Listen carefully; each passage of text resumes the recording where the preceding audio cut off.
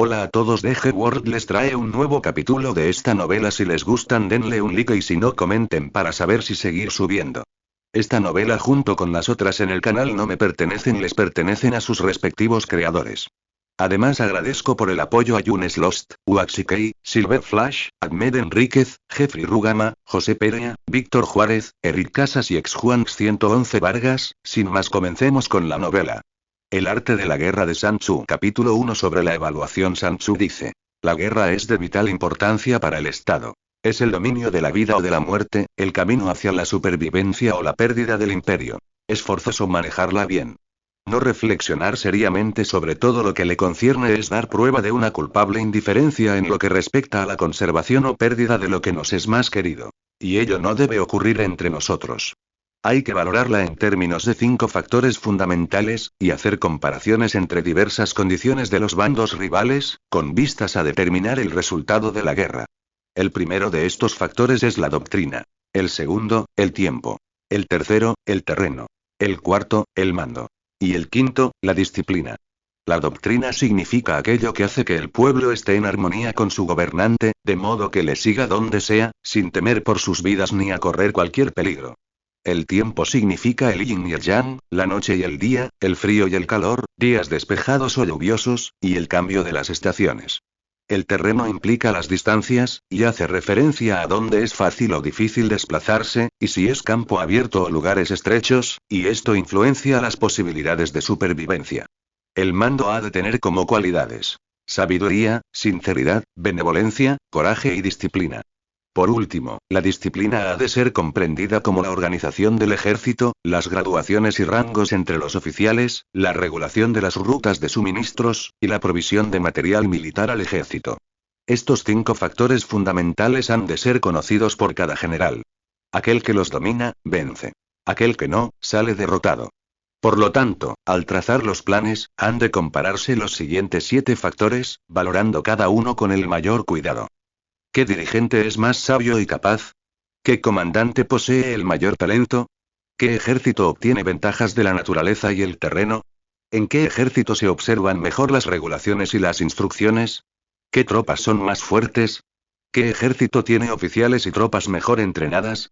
¿Qué ejército administra recompensas y castigos de forma más justa?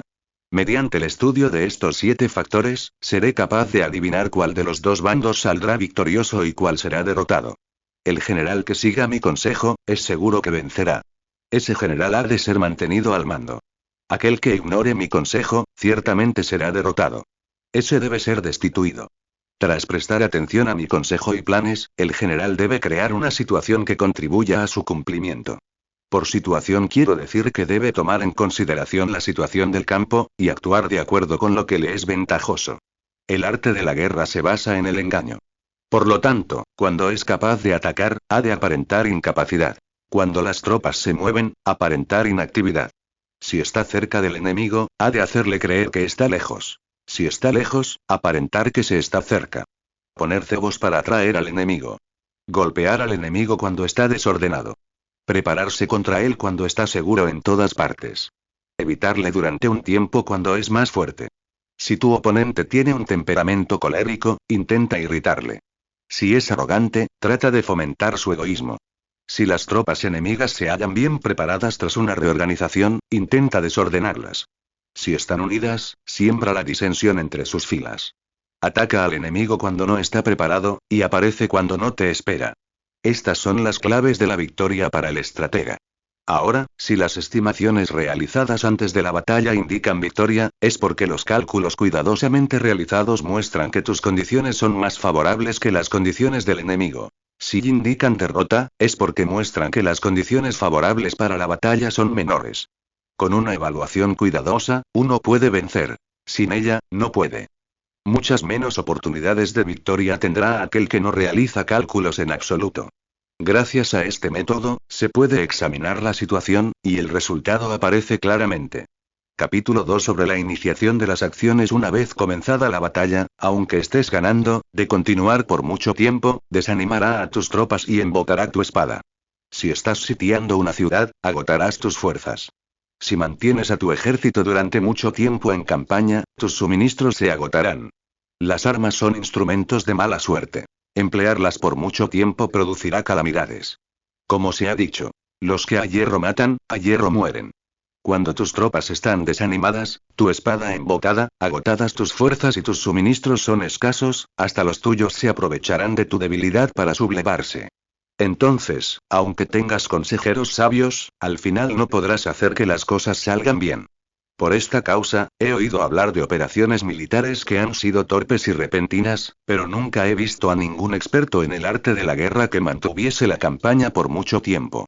Nunca es beneficioso para un país dejar que una operación militar se prolongue por mucho tiempo. Como se dice comúnmente, sé rápido como el trueno que retumba antes de que hayas podido taparte los oídos, veloz como el relámpago que relumbra antes de haber podido pestañear. Por lo tanto, los que no son totalmente conscientes de la desventaja de servirse de las armas no pueden ser totalmente conscientes de las ventajas de utilizarlas. Los que utilizan los medios militares con pericia no activan a sus tropas 2 veces, ni proporcionan alimentos en 3 ocasiones, con un mismo objetivo.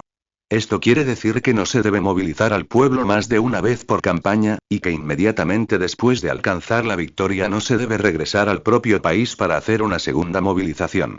Al principio esto significa proporcionar alimentos, para las propias tropas, pero después se quitan los alimentos al enemigo. Si tomas los suministros de armas de tu propio país, pero quitas los alimentos al enemigo, puedes estar bien abastecido de armamento y de provisiones. Cuando un país se empobrece a causa de las operaciones militares, se debe al transporte de provisiones desde un lugar distante.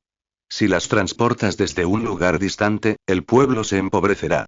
Los que habitan cerca de donde está el ejército pueden vender sus cosechas a precios elevados, pero se acaba de este modo el bienestar de la mayoría de la población. Cuando se transportan las provisiones muy lejos, la gente se arruina a causa del alto costo. En los mercados cercanos al ejército, los precios de las mercancías se aumentan. Por lo tanto, las largas campañas militares constituyen una lacra para el país.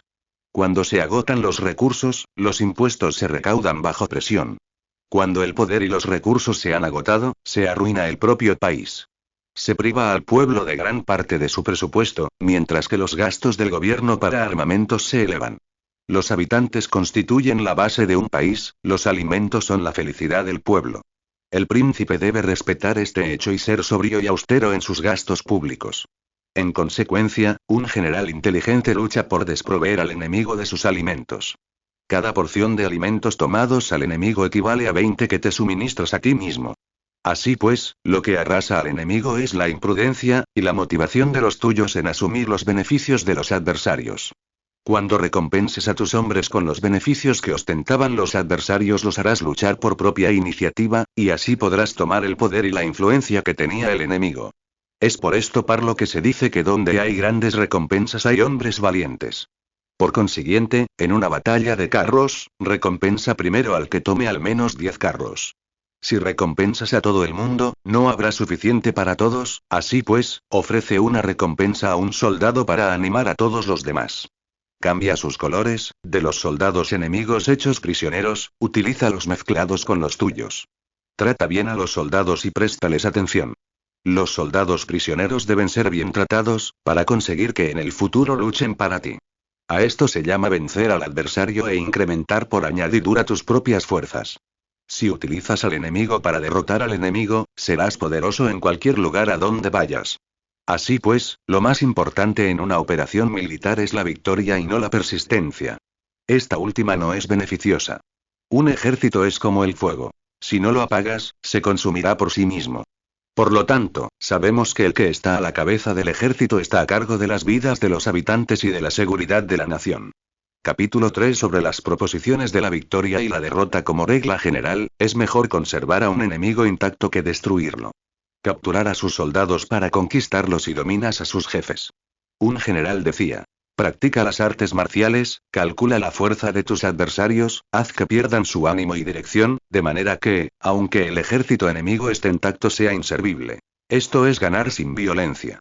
Si destruyes al ejército enemigo y matas a sus generales, asaltas sus defensas disparando, reúnes a una muchedumbre y usurpas un territorio, todo esto es ganar por la fuerza. Por esto, los que ganan todas las batallas no son realmente profesionales. Los que consiguen que se rindan impotentes los ejércitos ajenos sin luchar son los mejores maestros del arte de la guerra. Los guerreros superiores atacan mientras los enemigos están proyectando sus planes. Luego deshacen sus alianzas. Por eso, un gran emperador decía: el que lucha por la victoria frente a espadas desnudas no es un buen general. La peor táctica es atacar a una ciudad. Asediar, acorralar a una ciudad solo se lleva a cabo como último recurso. Emplea no menos de 3 meses en preparar tus artefactos y otros 3 para coordinar los recursos para tu asedio. Nunca se debe atacar por cólera y con prisas. Es aconsejable tomarse tiempo en la planificación y coordinación del plan. Por lo tanto, un verdadero maestro de las artes marciales vence a otras fuerzas enemigas sin batalla, conquista otras ciudades sin asediarlas y destruye a otros ejércitos sin emplear mucho tiempo. Un maestro experto en las artes marciales deshace los planes de los enemigos, estropea sus relaciones y alianzas, le corta los suministros o bloquea su camino, venciendo mediante estas tácticas sin necesidad de luchar. Es imprescindible luchar contra todas las facciones enemigas para obtener una victoria completa, de manera que su ejército no quede acuartelado y el beneficio sea total. Esta es la ley del asedio estratégico. La victoria completa se produce cuando el ejército no lucha, la ciudad no es asediada, la destrucción no se prolonga durante mucho tiempo, y en cada caso el enemigo es vencido por el empleo de la estrategia. Así pues, la regla de la utilización de la fuerza es la siguiente. Si tus fuerzas son 10 veces superiores a las del adversario, rodéalo. Si son 5 veces superiores, atácalo. Si son 2 veces superiores, divídelo. Si tus fuerzas son iguales en número, lucha si te es posible. Si tus fuerzas son inferiores, mantente continuamente en guardia, pues el más pequeño fallo te acarrearía las peores consecuencias. Trata de mantenerte al abrigo y evita en lo posible un enfrentamiento abierto con él. La prudencia y la firmeza de un pequeño número de personas pueden llegar a cansar y a dominar incluso a numerosos ejércitos. Este consejo se aplica en los casos en que todos los factores son equivalentes. Si tus fuerzas están en orden mientras que las suyas están inmersas en el caos, si tú y tus fuerzas están con ánimo y ellos desmoralizados, entonces, aunque sean más numerosos, puedes entrar en batalla. Si tus soldados, tus fuerzas, tu estrategia y tu valor son menores que las de tu adversario, entonces debes retirarte y buscar una salida. En consecuencia, si el bando más pequeño es obstinado, cae prisionero del bando más grande.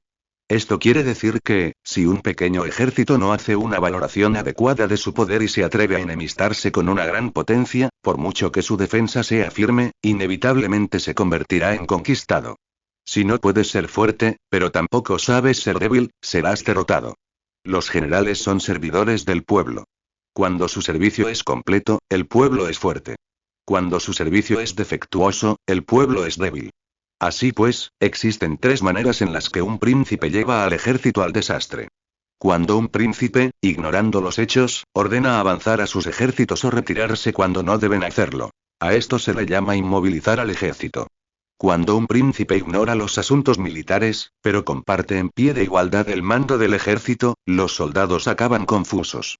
Cuando el príncipe ignora cómo llevar a cabo las maniobras militares, pero comparte por igual su dirección, los soldados están vacilantes. Una vez que los ejércitos están confusos y vacilantes, empiezan los problemas procedentes de los adversarios. A esto se le llama perder la victoria por trastornar el aspecto militar. Si intentas utilizar los métodos de un gobierno civil para dirigir una operación militar, la operación será confusa.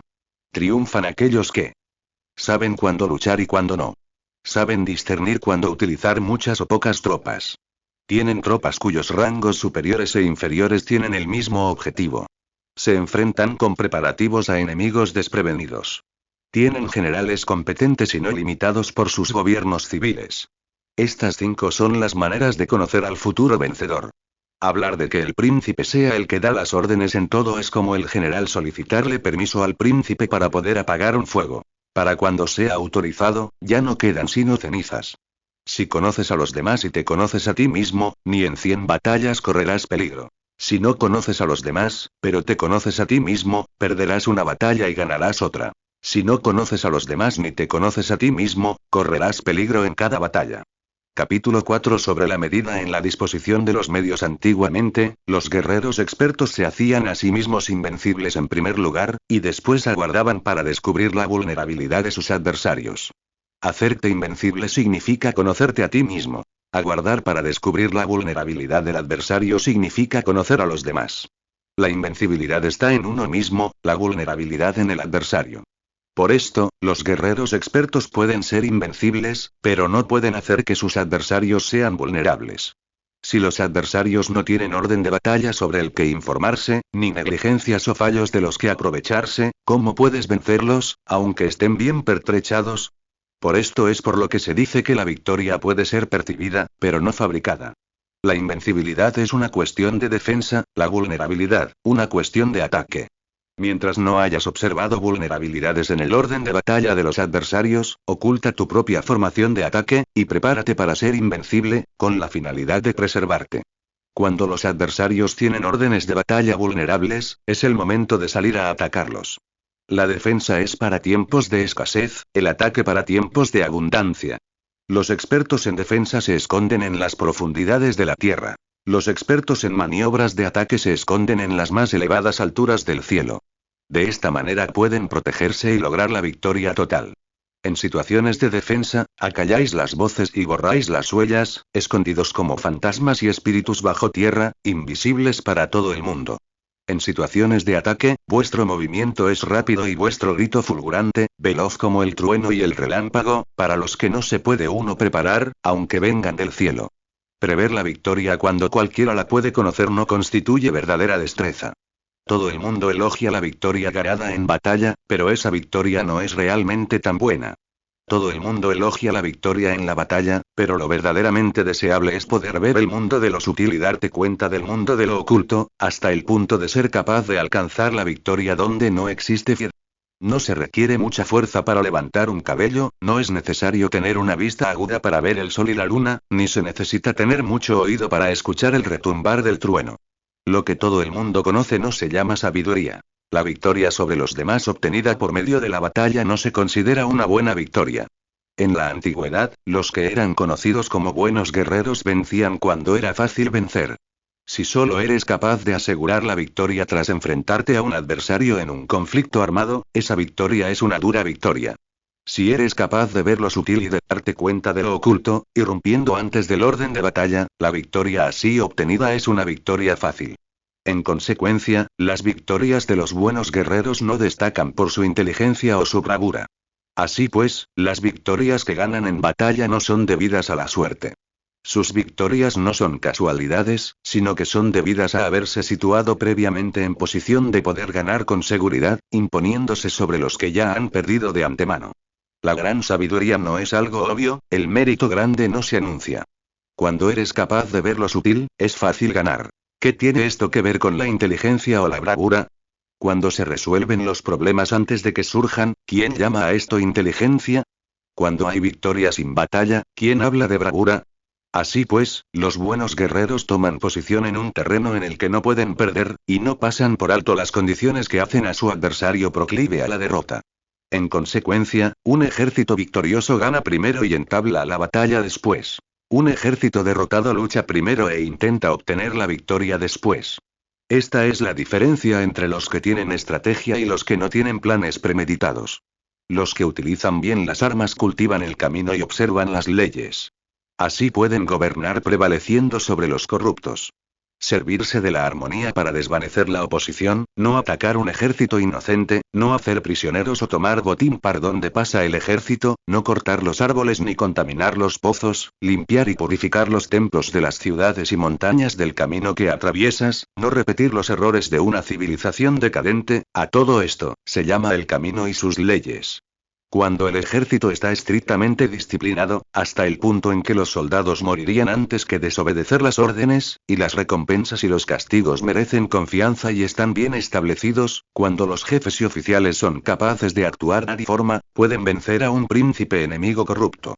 Las reglas militares son 5. Medición, valoración, cálculo, comparación y victoria.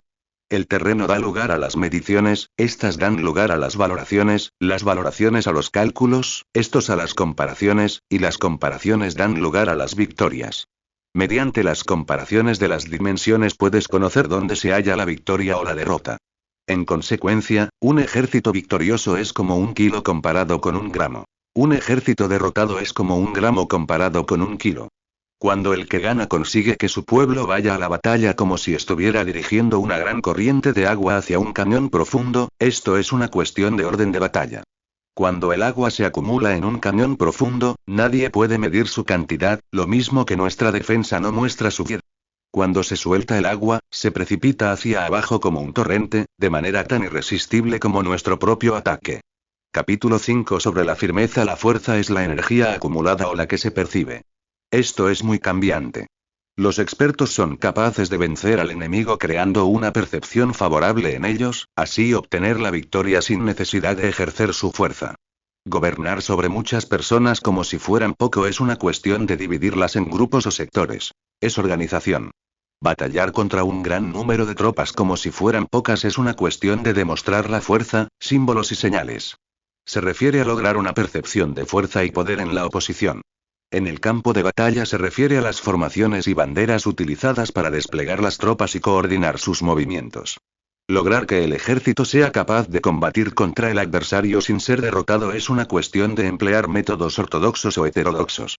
La ortodoxia y la heterodoxia no es algo fijo, sino que se utilizan como un ciclo.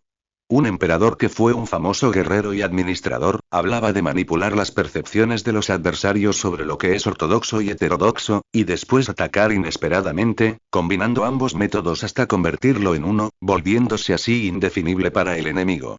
Que el efecto de las fuerzas sea como el de piedras arrojadas sobre huevos, es una cuestión de lleno y vacío. Cuando induces a los adversarios a atacarte en tu territorio, su fuerza siempre está vacía, en desventaja. Mientras que no compitas en lo que son los mejores, tu fuerza siempre estará llena.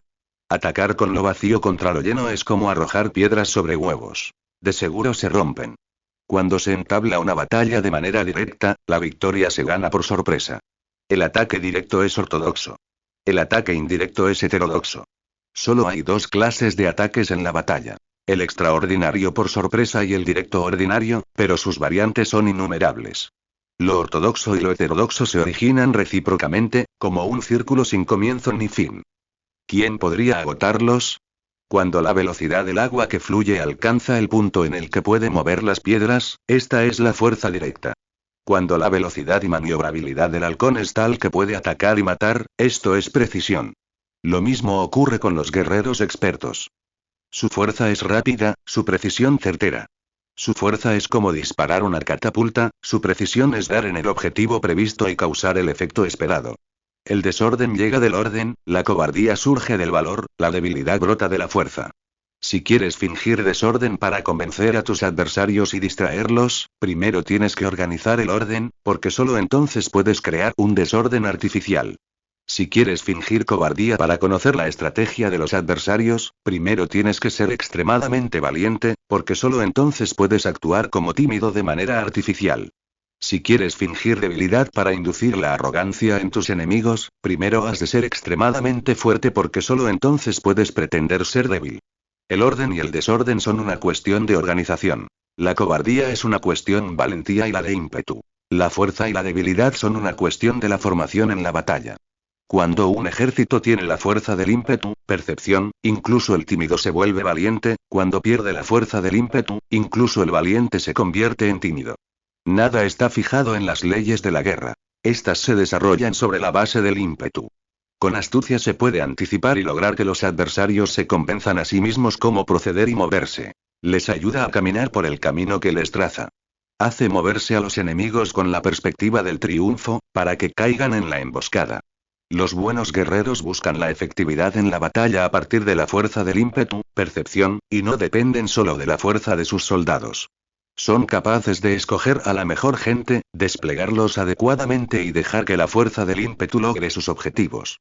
Cuando hay entusiasmo, convicción, orden, organización, recursos, compromiso de los soldados, tienes la fuerza del ímpetu, y el tímido es valeroso. Así es posible asignar a los soldados por sus capacidades, habilidades y encomendarle deberes y responsabilidades adecuadas. El valiente puede luchar, el cuidadoso puede hacer de centinela, y el inteligente puede estudiar, analizar y comunicar. Cada cual es útil. Hacer que los soldados luchen permitiendo que la fuerza del ímpetu haga su trabajo es como hacer rodar rocas. Las rocas permanecen inmóviles cuando están en un lugar plano, pero ruedan en un plano inclinado. Se quedan fijas cuando son cuadradas, pero giran si son redondas. Por lo tanto, cuando se conduce a los hombres a la batalla con astucia, el impulso es como rocas redondas que se precipitan montaña abajo. Esta es la fuerza que produce la victoria. Capítulo 6. Sobre lo lleno y lo vacío. Los que anticipan, se preparan y llegan primero al campo de batalla y esperan al adversario están en posición descansada. Los que llegan los últimos al campo de batalla, los que improvisan y entablan la lucha quedan agotados. Los buenos guerreros hacen que los adversarios vengan a ellos, y de ningún modo se dejan atraer fuera de su fortaleza.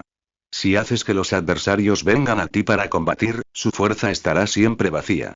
Si no sales a combatir, tu fuerza estará siempre llena. Este es el arte de vaciar a los demás y de llenarte a ti mismo. Lo que impulsa a los adversarios a venir hacia ti por propia decisión es la perspectiva de ganar. Lo que desanima a los adversarios de ir hacia ti es la probabilidad de sufrir daños. Cuando los adversarios están en posición favorable, debes cansarlos. Cuando están bien alimentados, cortar los suministros. Cuando están descansando, hacer que se pongan en movimiento. Ataca inesperadamente, haciendo que los adversarios se agoten corriendo para salvar sus vidas. Interrumpe sus provisiones, arrasa sus campos y corta sus vías de aprovisionamiento. Aparece en lugares críticos y ataca donde menos se lo esperen, haciendo que tengan que acudir al rescate. Aparece donde no puedan ir, se dirige hacia donde menos se lo esperen. Para desplazarte cientos de kilómetros sin cansancio, atraviesa tierras despobladas. Atacar un espacio abierto no significa solo un espacio en el que el enemigo no tiene defensa. Mientras su defensa no sea estricta, el lugar no esté bien guardado, los enemigos se desperdigarán ante ti, como si estuvieras atravesando un territorio despoblado. Para tomar infaliblemente lo que atacas, ataca donde no haya defensa.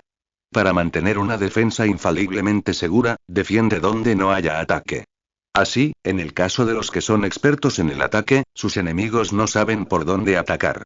Cuando se cumplen las instrucciones, las personas son sinceramente leales y comprometidas, los planes y preparativos para la defensa implantados con firmeza, siendo tan sutil y reservado que no se revelan las estrategias de ninguna forma, y los adversarios se sienten inseguros, y su inteligencia no les sirve para nada. Sé extremadamente sutil, discreto, hasta el punto de no tener. Sé completamente misterioso y confidencial, hasta el punto de ser silencioso. De esta manera podrás dirigir el destino de tus adversarios. Para avanzar sin encontrar resistencia, arremete por sus puntos débiles. Para retirarte de manera esquiva, sé más rápido que ellos. Las situaciones militares se basan en la velocidad. Llega como el viento, muévete como el relámpago, y los adversarios no podrán vencerte. Por lo tanto, cuando quieras entrar en batalla, incluso si el adversario está atrincherado en una posición defensiva, no podrá evitar luchar si atacas en el lugar en el que debe acudir irremediablemente al rescate. Cuando no quieras entrar en batalla, incluso si trazas una línea en el terreno que quieres conservar, el adversario no puede combatir contigo porque le das una falsa pista. Esto significa que cuando los adversarios llegan para atacarte, no luchas con ellos, sino que estableces un cambio estratégico para confundirlos y llenarlos de incertidumbre. Por consiguiente, cuando induces a otros a efectuar una formación, mientras que tú mismo permaneces sin forma, estás concentrado, mientras que tu adversario está dividido.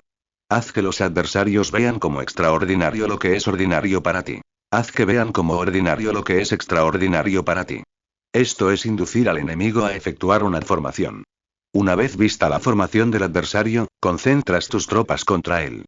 Como tu formación no está a la vista, el adversario dividirá seguramente sus fuerzas.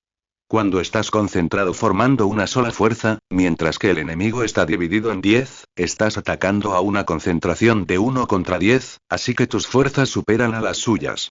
Si puedes atacar a unos pocos soldados con muchos, diezmarás el número de tus adversarios.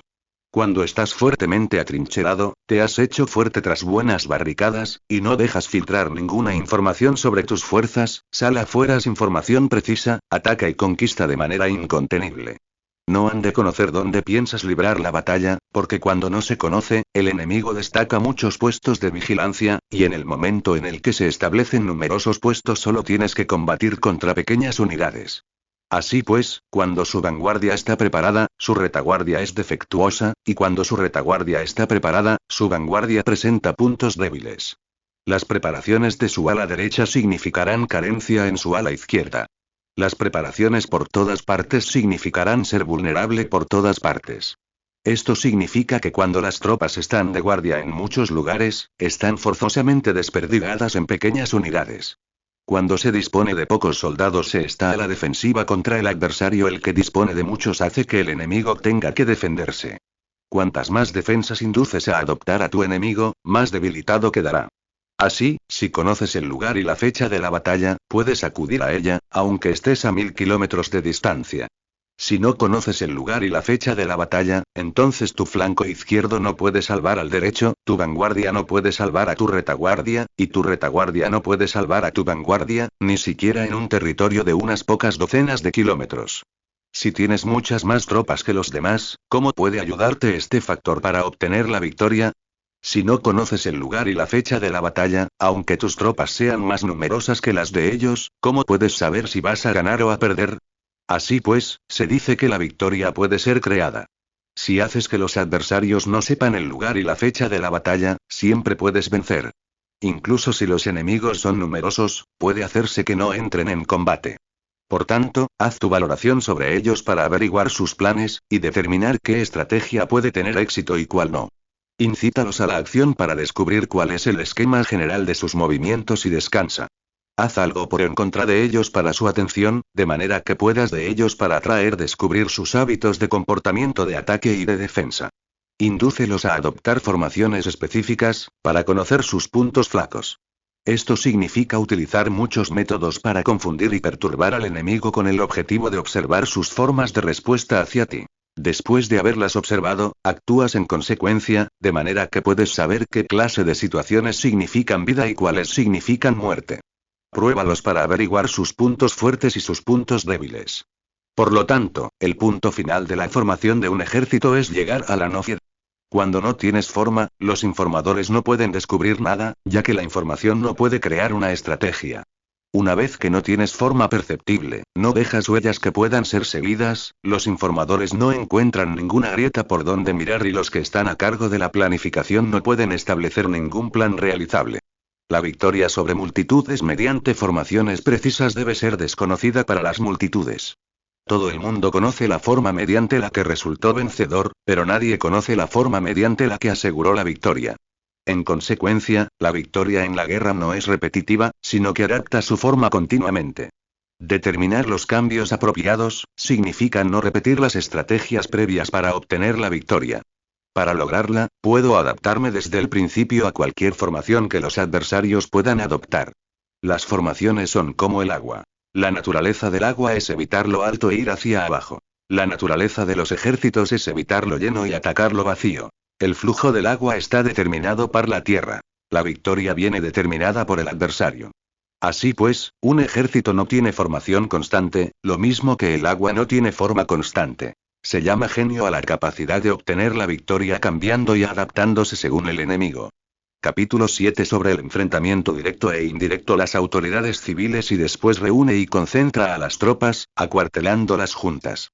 Nada es más difícil que la lucha armada. Luchar con otros cara a cara para conseguir ventajas es lo más arduo del mundo. La dificultad de la lucha armada es hacer cercanas las distancias largas y convertir los problemas en ventajas. Mientras que das la apariencia de estar muy lejos, empiezas tu camino y llegas antes que el enemigo.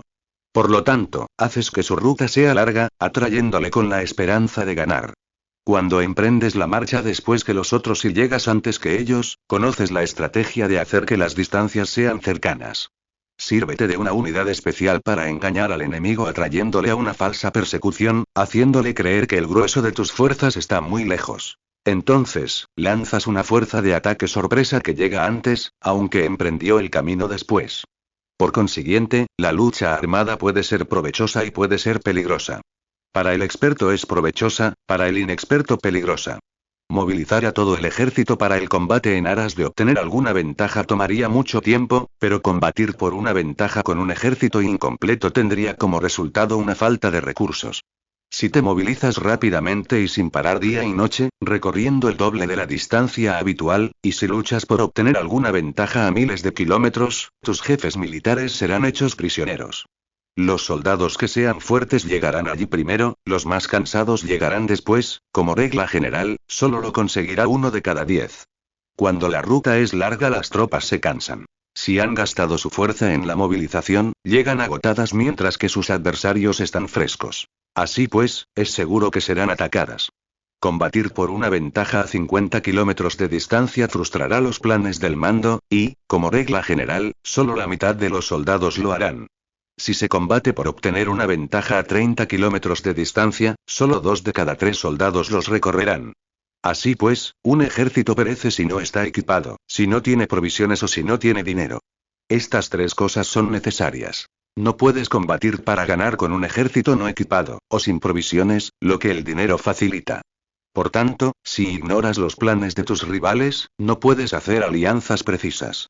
A menos que conozcas las montañas y los bosques, los desfiladeros y los pasos, y la condición de los pantanos, no puedes maniobrar con una fuerza armada.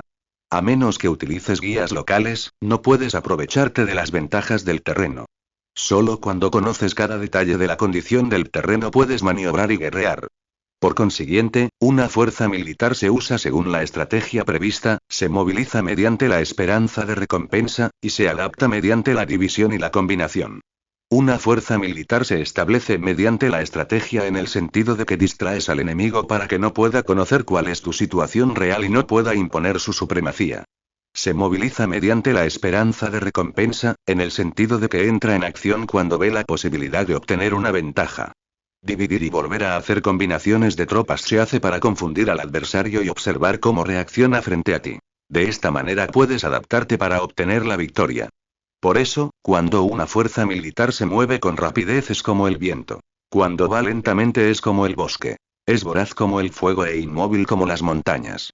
Es rápida como el viento en el sentido que llega sin avisar y desaparece como el relámpago. Es como un bosque porque tiene un orden. Es voraz como el fuego que devasta una planicie sin dejar tras sí ni una brizna de hierba. Es inmóvil como una montaña cuando se acuartela. Es tan difícil de conocer como la oscuridad. Su movimiento es como un trueno que retumba. Para ocupar un lugar, divide a tus tropas. Para expandir tu territorio, divide los beneficios. La regla general de las operaciones militares es desproveer de alimentos al enemigo todo lo que se pueda. Sin embargo, en localidades donde la gente no tiene mucho, es necesario dividir a las tropas en grupos más pequeños para que puedan tomar en diversas partes lo que necesitan, ya que solo así tendrán suficiente. En cuanto a dividir el botín, significa que es necesario repartirlo entre las tropas para guardar lo que ha sido ganado, no dejando que el enemigo lo recupere. Actúa después de haber hecho una estimación. Gana el que conoce primero la medida de lo que está lejos y lo que está cerca. Esta es la regla general de la lucha armada. El primero que hace el movimiento es el invitado, el último es el anfitrión. El invitado lo tiene difícil, el anfitrión lo tiene fácil. Cerca y lejos significan desplazamiento. El cansancio, el hambre y el frío surgen del desplazamiento. Un antiguo libro que trata de asuntos militares dice: las palabras no son escuchadas, para eso se hacen los símbolos y los tambores. Las banderas y los estandartes se hacen a causa de la ausencia de visibilidad. Símbolos, tambores, banderas y estandartes se utilizan para concentrar y unificar los oídos y los ojos de los soldados. Una vez que están unificados, el valiente no puede actuar solo, ni el tímido puede retirarse solo. Esta es la regla general del empleo de un grupo. Unificar los oídos y los ojos de los soldados significa hacer que miren y escuchen al unísono de manera que no caigan en la confusión y el desorden. Las señales se utilizan para indicar direcciones e impedir que los individuos vayan a donde se les antoje. Así pues, en batallas nocturnas, utiliza fuegos y tambores, y en batallas diurnas sírvete de banderas y estandartes, para manipular los oídos y los ojos de los soldados. Utiliza muchas señales para confundir las percepciones del enemigo y hacerle temer tu temible poder militar. De esta forma, haces desaparecer la energía de sus ejércitos y desmoralizas a sus generales. En primer lugar, has de ser capaz de mantenerte firme en tu propio corazón. Solo entonces puedes desmoralizar a los generales enemigos.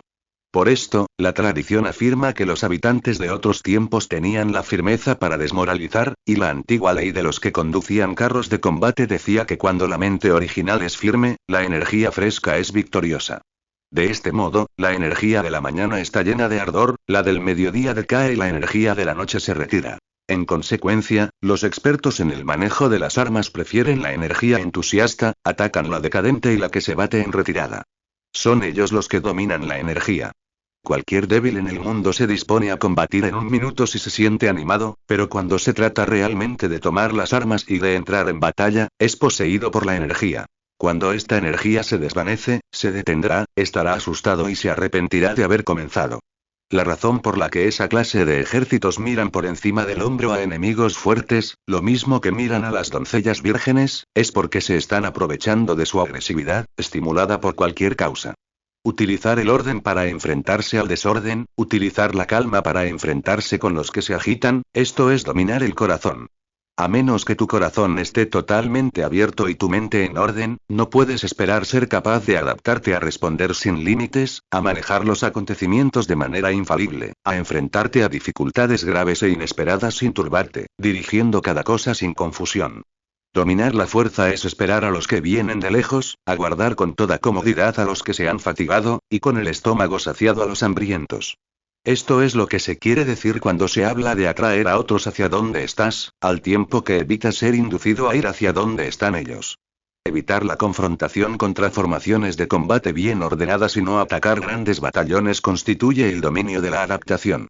Por tanto, la regla general de las operaciones militares es no enfrentarse a una gran montaña ni oponerse al enemigo de espaldas a esta. Esto significa que, si los adversarios están en un terreno elevado, no debes atacarles cuesta arriba, y que cuando efectúan una carga cuesta abajo, no debes hacerles frente. No persigas a los enemigos cuando finjan una retirada, ni ataques tropas expertas. Si los adversarios huyen de repente antes de agotar su energía, seguramente hay emboscadas esperándote para atacar a tus tropas. En este caso, debes retener a tus oficiales para que no se lancen en su persecución. No consumas la comida de sus soldados. Si el enemigo abandona de repente sus provisiones, estas han de ser probadas antes de ser comidas, por si están envenenadas. No detengas a ningún ejército que esté en camino a su país. Bajo estas circunstancias, un adversario luchará hasta la muerte. Hay que dejarle una salida a un ejército rodeado. Muéstrales una manera de salvar la vida para que no estén dispuestos a luchar hasta la muerte, y así podrás aprovecharte para atacarles. No presiones a un enemigo desesperado. Un animal agotado seguirá luchando, pues esa es la ley de la naturaleza. Estas son las leyes de las operaciones militares. Capítulo 8 sobre los 9 cambios. Por lo general, las operaciones militares están bajo el del gobernante civil para dirigir al ejército. El general no debe levantar su campamento en un terreno difícil. Deja que se establezcan relaciones diplomáticas en las fronteras. No permanezcas en un territorio árido ni aislado. Cuando te halles en un terreno cerrado, prepara alguna estrategia y muévete. Cuando te halles en un terreno mortal, lucha. Terreno cerrado significa que existen lugares escarpados que te rodean por todas partes, de manera que el enemigo tiene movilidad, que puede llegar e irse con libertad, pero a ti te es difícil salir y volver. Cada ruta debe ser estudiada para que sea la mejor. Hay rutas que no debes usar, ejércitos que no han de ser atacados, ciudades que no deben ser rodeadas, terrenos sobre los que no se debe combatir, y órdenes de gobernantes civiles que no deben ser obedecidas. En consecuencia, los generales que conocen las variables posibles para aprovecharse del terreno saben cómo manejar las fuerzas armadas. Si los generales no saben cómo adaptarse de manera ventajosa, aunque conozcan la condición del terreno, no pueden aprovecharse de él. Si están al mando de ejércitos, pero ignoran las artes de la total adaptabilidad, aunque conozcan el objetivo a lograr, no pueden hacer que los soldados luchen por él. Si eres capaz de ajustar la campaña a cambiar conforme al ímpetu de las fuerzas, entonces la ventaja no cambia, y los únicos que son perjudicados son los enemigos. Por esta razón, no existe una estructura permanente. Si puedes comprender totalmente este principio, puedes hacer que los soldados actúen en la mejor forma posible. Por lo tanto, las consideraciones de la persona inteligente siempre incluyen el analizar objetivamente el beneficio y el daño. Cuando considera el beneficio, su acción se expande. Cuando considera el daño, sus problemas pueden resolverse. El beneficio y el daño son interdependientes, y los sabios los tienen en cuenta. Por ello, lo que retiene a los adversarios es el daño, lo que les mantiene ocupados es la acción, y lo que les motiva es el beneficio. Cansa a los enemigos manteniéndolos ocupados y no dejándoles respirar. Pero antes de lograrlo, tienes que realizar previamente tu propia labor. Esa labor consiste en desarrollar un ejército fuerte, un pueblo próspero, una sociedad armoniosa y una manera ordenada de vivir.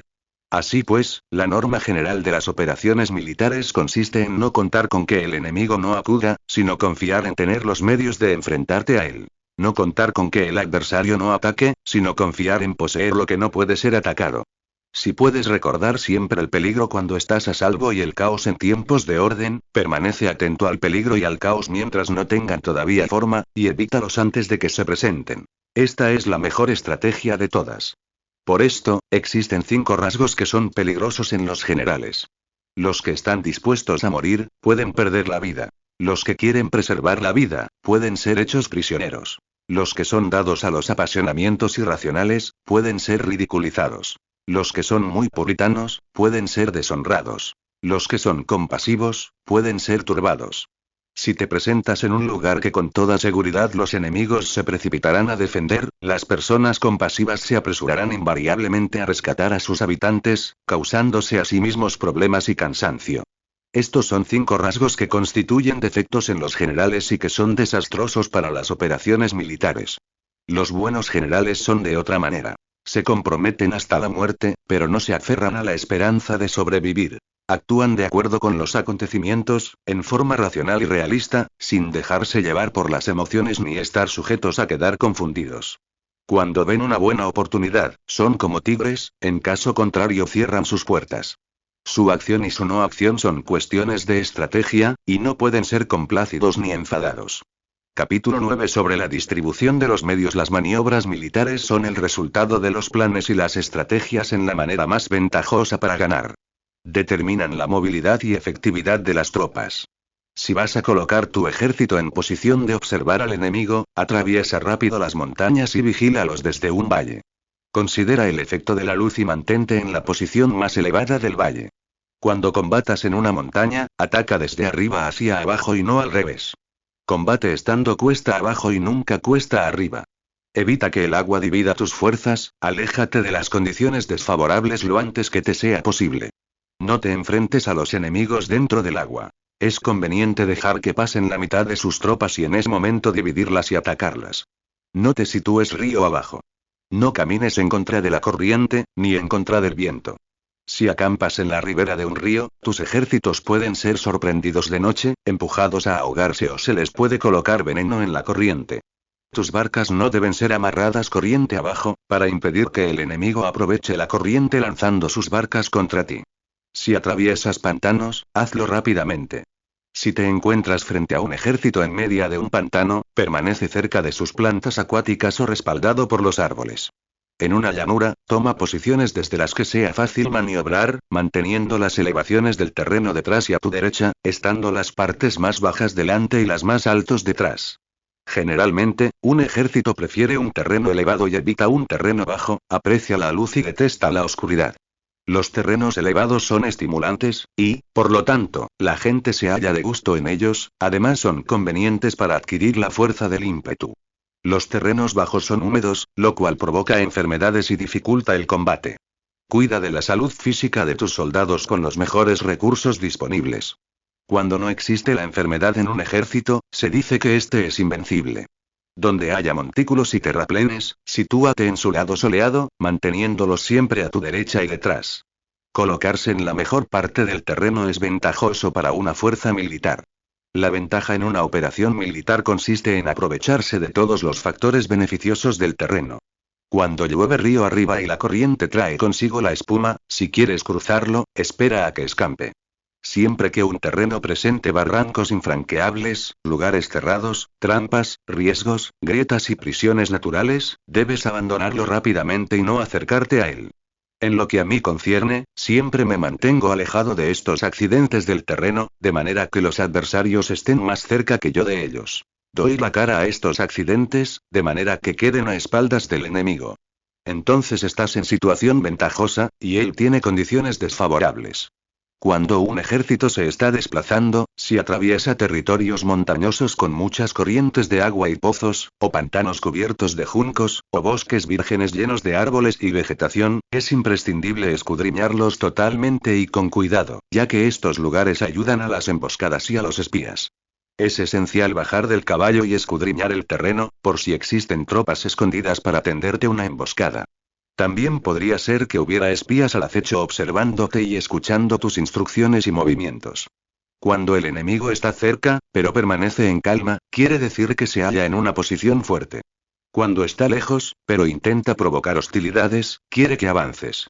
Si, además, su posición es accesible, eso quiere decir que le es favorable.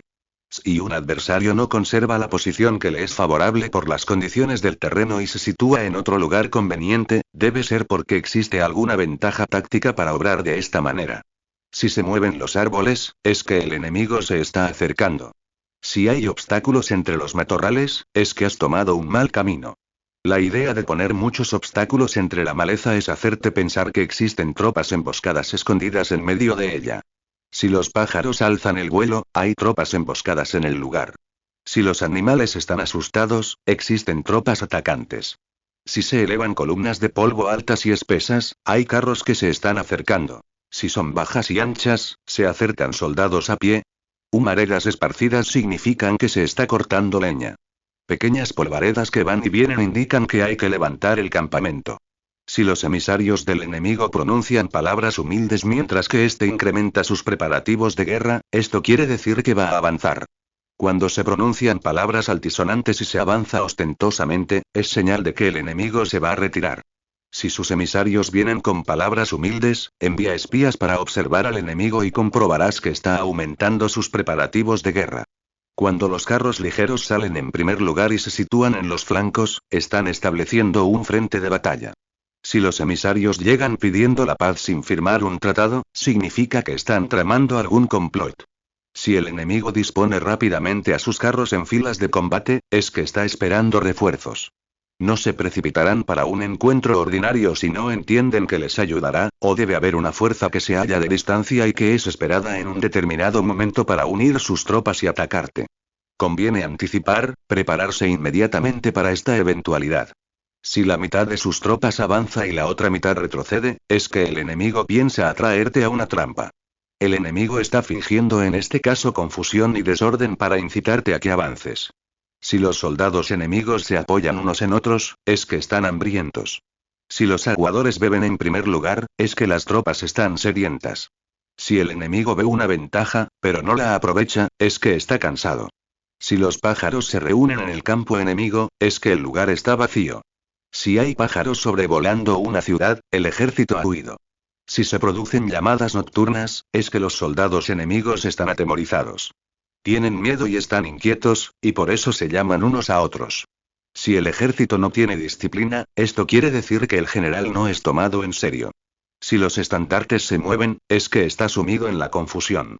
Las señales se utilizan para unificar el grupo. Así pues, si se desplaza de acá para allá sin orden ni concierto, significa que sus filas están confusas. Si sus emisarios muestran irritación, significa que están cansados. Si matan sus caballos para obtener carne, es que los soldados carecen de alimentos. Cuando no tienen marmitas y no vuelven a su campamento, son enemigos completamente desesperados. Si se producen murmuraciones, faltas de disciplina y los soldados hablan mucho entre sí, quiere decir que se ha perdido la lealtad de la tropa. Las murmuraciones describen la expresión de los verdaderos sentimientos. Las faltas de disciplina indican problemas con los superiores. Cuando el mando ha perdido la lealtad de las tropas, los soldados se hablan con franqueza entre sí sobre los problemas con sus superiores.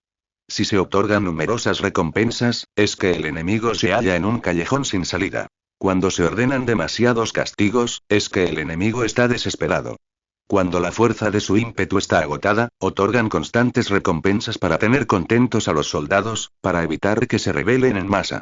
Cuando los soldados están tan agotados que no pueden cumplir las órdenes, son castigados una y otra vez para restablecer la autoridad. Ser violento al principio y terminar después temiendo a los propios soldados es el colmo de la ineptitud. Los emisarios que acuden con actitud conciliatoria indican que el enemigo quiere una tregua.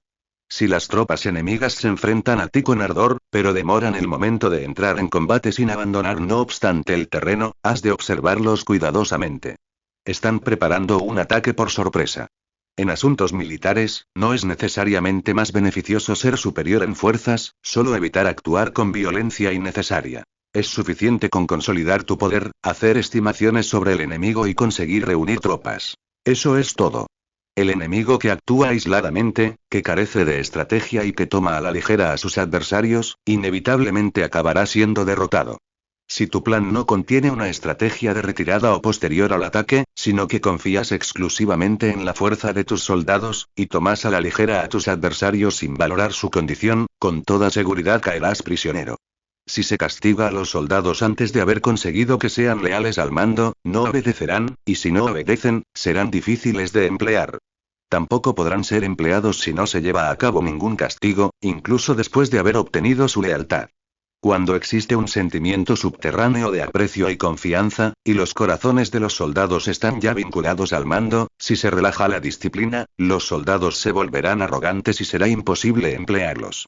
Por lo tanto, dirígelos mediante el arte civilizado y unifícalos mediante las artes marciales. Esto significa una victoria continua.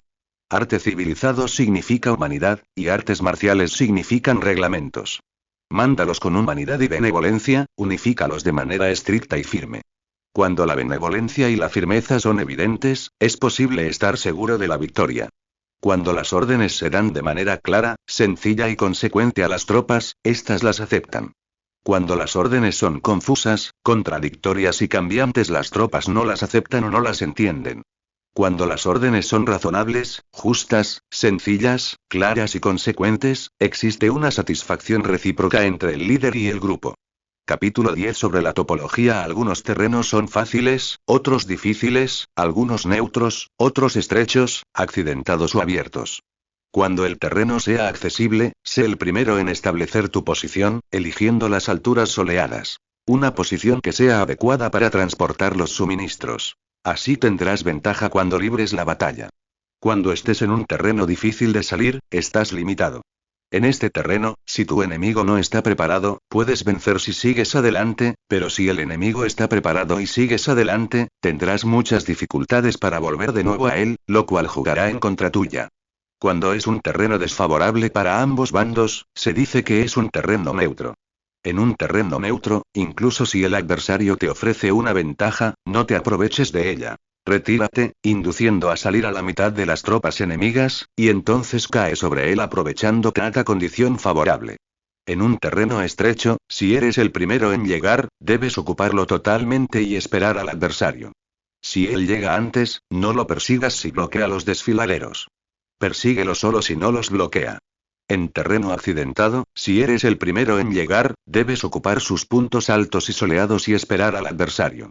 Si éste los ha ocupado antes, retírate y no lo persigas. En un terreno abierto, la fuerza del ímpetu se encuentra igualada, y es difícil provocarle a combatir de manera desventajosa para él. Entender estas 6 clases de terreno es la responsabilidad principal del general, y es imprescindible considerarlos. Estas son las configuraciones del terreno. Los generales que las ignoran salen derrotados. Así pues, entre las tropas están las que huyen, las que se retraen, las que se derrumban, las que se rebelan y las que son derrotadas. Ninguna de estas circunstancias constituye desastres naturales, sino que son debidas a los errores de los generales. Las tropas que tienen el mismo ímpetu, pero que atacan en proporción de 1 contra 10, salen derrotadas. Los que tienen tropas fuertes pero cuyos oficiales son débiles, quedan retraídos. Los que tienen soldados débiles al mando de oficiales fuertes, se verán en apuros. Cuando los oficiales superiores están encolerizados y son violentos, y se enfrentan al enemigo por su cuenta y por despecho, y cuando los generales ignoran sus capacidades, el ejército se desmoronará. Como norma general, para poder vencer al enemigo, todo el mando militar debe tener una sola intención y todas las fuerzas militares deben cooperar. Cuando los generales son débiles y carecen de autoridad, cuando las órdenes no son claras, cuando oficiales y soldados no tienen solidez y las formaciones son anárquicas, se produce revuelta. Los generales que son derrotados son aquellos que son incapaces de calibrar a los adversarios, entran en combate con fuerzas superiores en número o mejor equipadas, y no seleccionan a sus tropas según los niveles de preparación de las mismas. Si empleas soldados sin seleccionar a los preparados de los no preparados, a los arrojados y a los timoratos, te estás buscando tu propia derrota. Estas son las 6 maneras de ser derrotado. La comprensión de estas situaciones es la responsabilidad suprema de los generales y deben ser consideradas. La primera es no calibrar el número de fuerzas. La segunda, la ausencia de un sistema claro de recompensas y castigos. La tercera, la insuficiencia de entrenamiento. La cuarta es la pasión irracional. La quinta es la ineficacia de la ley del orden. Y la sexta es el fallo de no seleccionar a los soldados fuertes y resueltos. La configuración del terreno puede ser un apoyo para el ejército. Para los jefes militares, el curso de la acción adecuada es calibrar al adversario para asegurar la victoria y calcular los riesgos y las distancias. Salen vencedores los que libran batallas conociendo estos elementos. Salen derrotados los que luchan ignorándolos. Por lo tanto, cuando las leyes de la guerra señalan una victoria segura es claramente apropiado entablar batalla, incluso si el gobierno ha dado órdenes de no atacar. Si las leyes de la guerra no indican una victoria segura, es adecuado no entrar en batalla, aunque el gobierno haya dado la orden de atacar. De este modo se avanza sin pretender la gloria, se ordena la retirada sin evitar la responsabilidad, con el único propósito de proteger a la población y en beneficio también del gobierno. Así se rinde un servicio valioso a la nación. Avanzar y retirarse en contra de las órdenes del gobierno no se hace por interés personal, sino para salvaguardar las vidas de la población y en auténtico beneficio del gobierno. Servidores de esta talla son muy útiles para un pueblo. Mira por tus soldados como miras por un recién nacido. Así estarán dispuestos a seguirte hasta los valles más profundos. Cuida de tus soldados como cuidas de tus queridos hijos, y morirán gustosamente contigo. Pero si eres tan amable con ellos que no los puedes utilizar, si eres tan indulgente que no les puedes dar órdenes, tan informal que no puedes disciplinarlos, tus soldados serán como niños mimados y, por lo tanto, inservibles. Las recompensas no deben utilizarse solas, ni debe confiarse solamente en los castigos. En caso contrario, las tropas, como niños mimosos, se acostumbran a disfrutar o a quedar resentidas por todo. Esto es dañino y los vuelve inservibles. Si sabes que tus soldados son capaces de atacar, pero ignoras si el enemigo es invulnerable a un ataque, tienes solo la mitad de posibilidades de ganar. Si sabes que tu enemigo es vulnerable a un ataque, pero ignoras si tus soldados son capaces de atacar, solo tienes la mitad de posibilidades de ganar. Si sabes que el enemigo es vulnerable a un ataque, y tus soldados pueden llevarlo a cabo, pero ignoras si la condición del terreno es favorable para la batalla, tienes la mitad de probabilidades de vencer. Por lo tanto, los que conocen las artes marciales no pierden el tiempo cuando efectúan sus movimientos, ni se agotan cuando atacan. Debido a esto se dice que cuando te conoces a ti mismo y conoces a los demás, la victoria no es un peligro. Cuando conoces el cielo y la tierra, la victoria es inagotable. Capítulo 11 sobre las 9 clases de terreno. Conforme a las leyes de las operaciones militares, existen 9 clases de terreno. Si intereses locales luchan entre sí en su propio territorio, a este se le llama terreno de dispersión. Cuando los soldados están apegados a su casa y combaten cerca de su hogar, pueden ser dispersados con facilidad. Cuando penetras en un territorio ajeno, pero no lo haces en profundidad, a este se le llama territorio ligero. Esto significa que los soldados pueden regresar fácilmente. El territorio que puede resultarte ventajoso si lo tomas, y ventajoso al enemigo si es él quien lo conquista, se llama terreno clave. Un terreno de lucha inevitable es cualquier enclave defensivo o paso estratégico. Un territorio igualmente accesible para ti y para los demás se llama terreno de comunicación. El territorio que está rodeado por 3 territorios rivales y es el primero en proporcionar libre acceso a él a todo el mundo se llama terreno de intersección. El terreno de intersección es aquel en el que convergen las principales vías de comunicación uniéndolas entre sí. Sé el primero en ocuparlo, y la gente tendrá que ponerse de tu lado. Si lo obtienes, te encuentras seguro. Si lo pierdes, corres peligro. Cuando penetras en profundidad en un territorio ajeno, y dejas detrás muchas ciudades y pueblos, a este terreno se le llama difícil. Es un terreno del que es difícil regresar. Cuando atraviesas montañas boscosas, desfiladeros abruptos u otros accidentes difíciles de atravesar, a esto se le llama terreno desfavorable.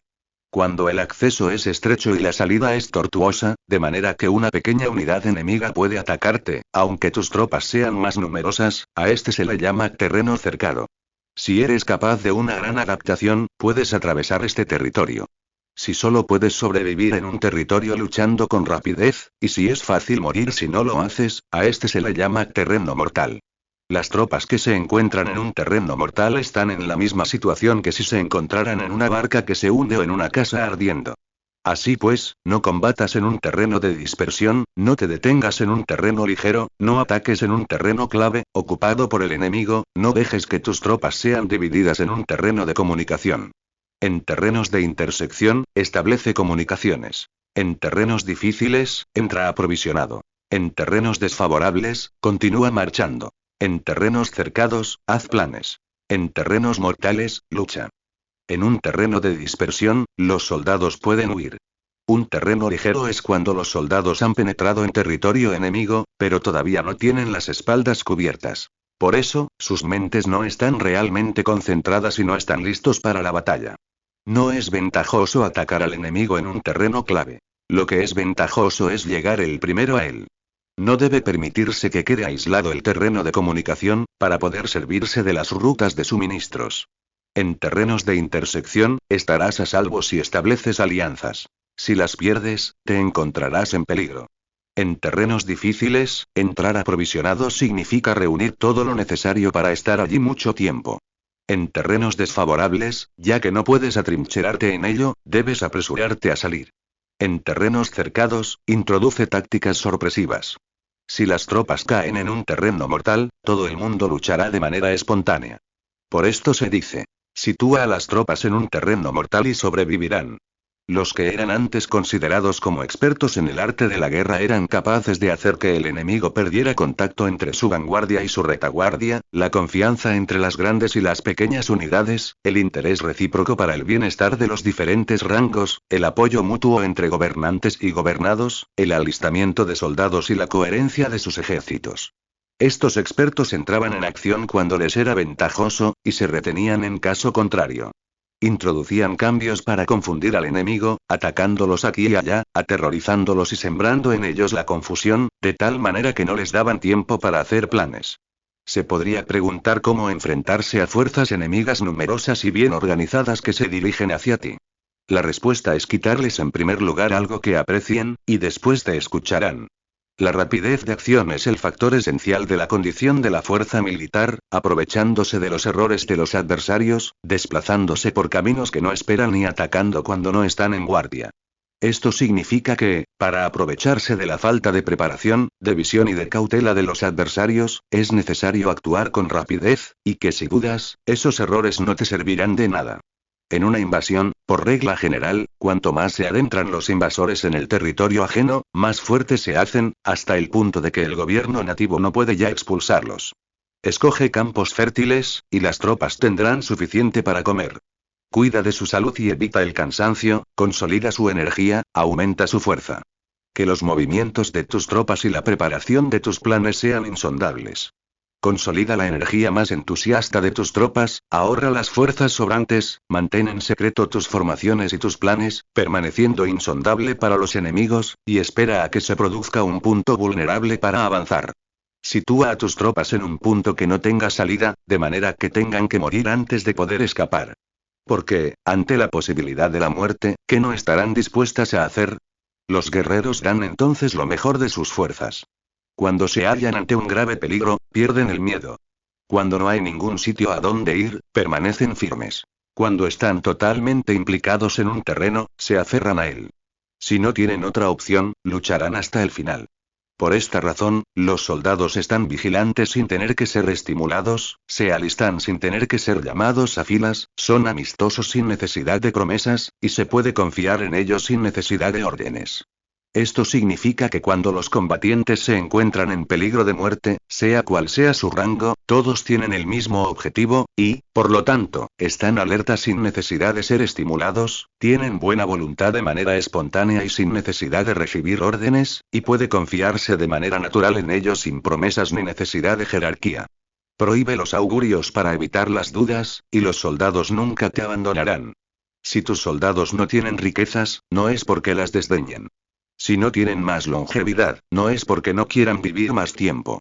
El día en que se da la orden de marcha, los soldados lloran.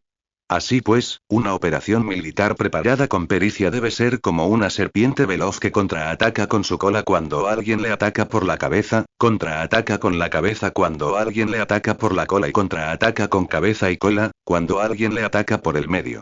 Esta imagen representa el método de una línea de batalla que responde velozmente cuando es atacada. Un manual de 8 formaciones clásicas de batalla dice: haz del frente la retaguardia, haz de la retaguardia el frente, con 4 cabezas y 8 colas. Haz que la cabeza esté en todas partes, y cuando el enemigo arremeta por el centro, cabeza y cola acudirán al rescate. Puede preguntarse la cuestión de si es posible hacer que una fuerza militar sea como una serpiente rápida. La respuesta es afirmativa. Incluso las personas que se tienen antipatía, encontrándose en el mismo barco, se ayudarán entre sí en caso de peligro de zozobrar. Es la fuerza de la situación la que hace que esto suceda. Por esto, no basta con depositar la confianza en caballos atados y ruedas fijadas. Se atan los caballos para formar una línea de combate estable, y se fijan las ruedas para hacer que los carros no se puedan mover. Pero, aún así, esto no es suficientemente seguro ni se puede confiar en ello. Es necesario permitir que haya variantes a los cambios que se hacen, poniendo a los soldados en situaciones mortales, de manera que combatan de forma espontánea y se ayuden unos a otro codo con codo.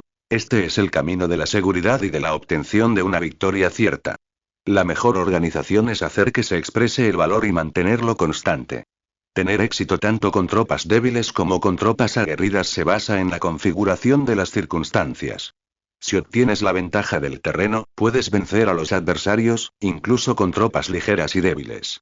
¿Cuánto más te sería posible si tienes tropas poderosas y aguerridas? Lo que hace posible la victoria a ambas clases de tropas es las circunstancias del terreno. Por lo tanto, los expertos en operaciones militares logran la cooperación de la tropa, de tal manera que dirigir un grupo es como dirigir a un solo individuo que no tiene más que una sola opción. Corresponde al general ser tranquilo, reservado, justo y metódico. Sus planes son tranquilos y absolutamente secretos para que nadie pueda descubrirlos. Su mando es justo y metódico, así que nadie se atreve a tomarlo a la ligera. Puede mantener a sus soldados sin información y en completa ignorancia de sus planes.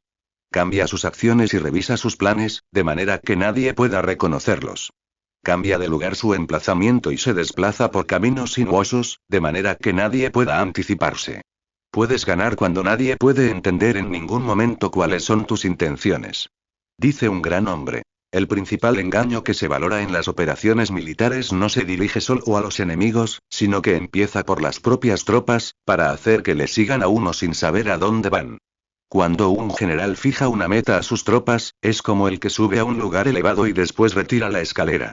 Cuando un general se adentra muy en el interior del territorio enemigo, está poniendo a prueba todo su potencial. Ha hecho quemar las naves a sus tropas y destruir sus casas. Así las conduce como un rebaño y todos ignoran hacia dónde se encaminan. Incumbe a los generales reunir a los ejércitos y ponerlos en situaciones peligrosas. También han de examinar las adaptaciones a los diferentes terrenos, las ventajas de concentrarse o dispersarse, y las pautas de los sentimientos y situaciones humanas. Cuando se habla de ventajas y de desventajas de la concentración y de la dispersión, quiere decir que las pautas de los comportamientos humanos cambian según los diferentes tipos de terreno. En general, la pauta general de los invasores es unirse cuando están en el corazón del territorio enemigo, pero tienden a dispersarse cuando están en las franjas fronterizas. Cuando dejas tu territorio y atraviesas la frontera en una operación militar, te hallas en un terreno aislado. Cuando es accesible desde todos los puntos, es un terreno de comunicación. Cuando te adentras en profundidad, estás en un terreno difícil. Cuando penetras poco, estás en un terreno ligero. Cuando a tus espaldas se hallen espesuras infranqueables y delante pasajes estrechos, estás en un terreno cercado. Cuando no haya ningún sitio a donde ir, se trata de un terreno mortal. Así pues, en un terreno de dispersión, yo unificaría las mentes de los soldados. En un terreno ligero, las mantendría en contacto. En un terreno clave, les haría apresurarse para tomarlo. En un terreno de intersección, prestaría atención a la defensa. En un terreno de comunicación, establecería sólidas alianzas. En un terreno difícil, aseguraría suministros continuados. En un terreno desfavorable, urgiría a mis tropas a salir rápidamente de él. En un terreno cercado, cerraría las entradas. En un terreno mortal, indicaría a mis tropas que no existe ninguna posibilidad de sobrevivir. Por esto, la psicología de los soldados consiste en resistir cuando se ven rodeados, luchar cuando no se puede evitar, y obedecer en casos extremos. Hasta que los soldados no se ven rodeados, no tienen la determinación de resistir al enemigo hasta alcanzar la victoria. Cuando están desesperados, presentan una defensa unificada. Por ello, los que ignoran los planes enemigos no pueden preparar alianzas. Los que ignoran las circunstancias del terreno no pueden hacer maniobrar a sus fuerzas. Los que no utilizan guías locales no pueden aprovecharse del terreno. Los militares de un gobierno eficaz deben conocer todos estos factores. Cuando el ejército de un gobierno eficaz ataca un gran territorio, el pueblo no se puede unir. Cuando su poder sobrepasara a los adversarios, es imposible hacer alianzas. Si puedes averiguar los planes de tus adversarios, aprovéchate del terreno y haz maniobrar al enemigo de manera que se encuentre indefenso. En este caso, ni siquiera un gran territorio puede reunir suficientes tropas para detenerte. Por lo tanto, si no luchas por obtener alianzas, ni aumentas el poder de ningún país, pero extiendes tu influencia personal amenazando a los adversarios, todo ello hace que el país y las ciudades enemigas sean vulnerables. Otorga recompensas que no estén reguladas y da órdenes desacostumbradas. Considera la ventaja de otorgar recompensas que no tengan precedentes, observa cómo el enemigo hace promesas sin tener en cuenta los códigos establecidos. Maneja a las tropas como si fueran una sola persona. Empléalas en tareas reales, pero no les hables. Motívalas con recompensas, pero no les comentes los perjuicios posibles. Emplea a tus soldados solo en combatir, sin comunicarles tu estrategia. Déjales conocer los beneficios que les esperan, pero no les hables de los daños potenciales. Si la verdad se filtra, tu estrategia puede hundirse. Si los soldados empiezan a preocuparse, se volverán vacilantes y temerosos. Colócalos en una situación de posible exterminio, y entonces lucharán para vivir. Ponles en peligro de muerte, y entonces sobrevivirán. Cuando las tropas afrontan peligros, son capaces de luchar para obtener la victoria.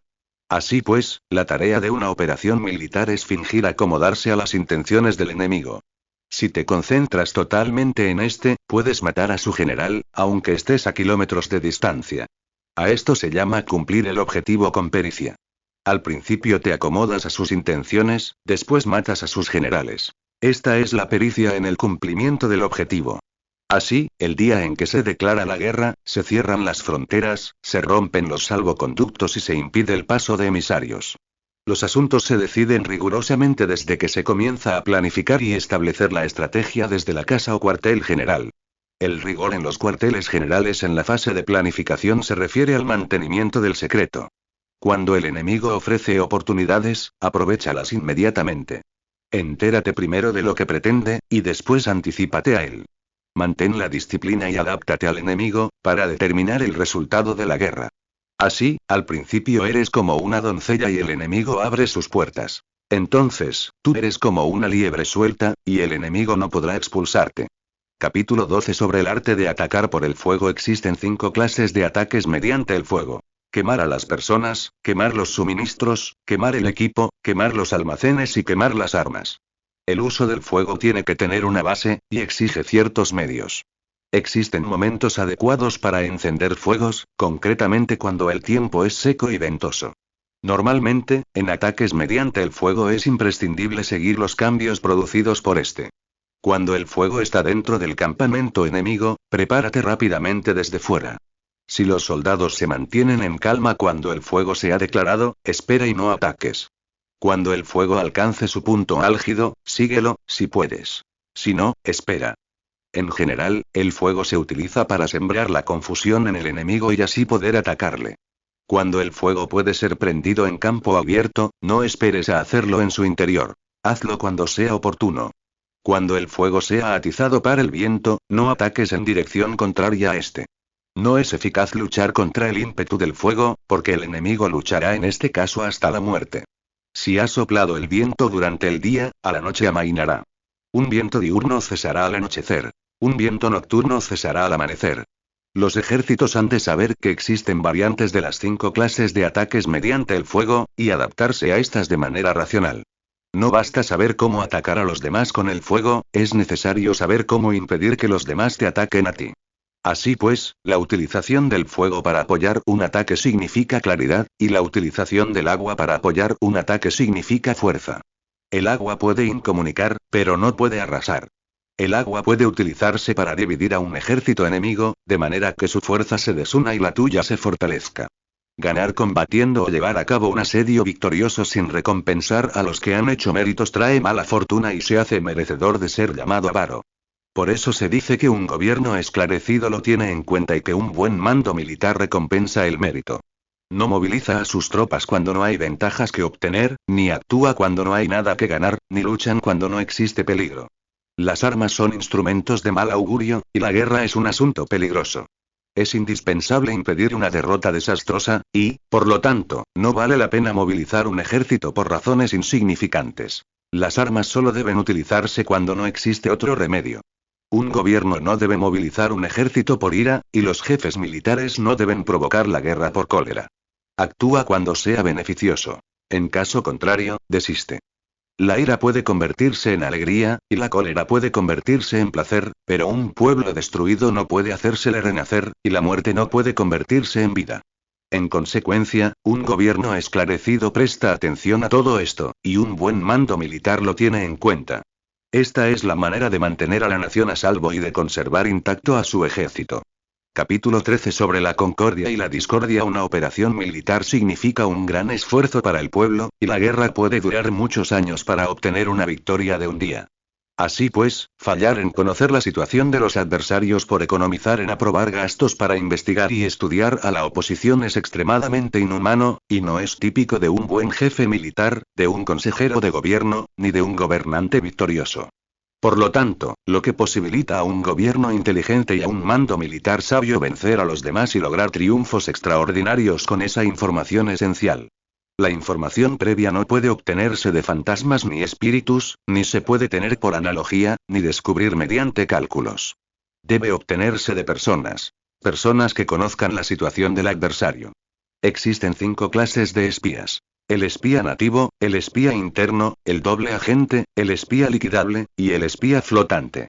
Cuando están activos todos ellos, nadie conoce sus rutas. A esto se le llama genio organizativo, y se aplica al gobernante.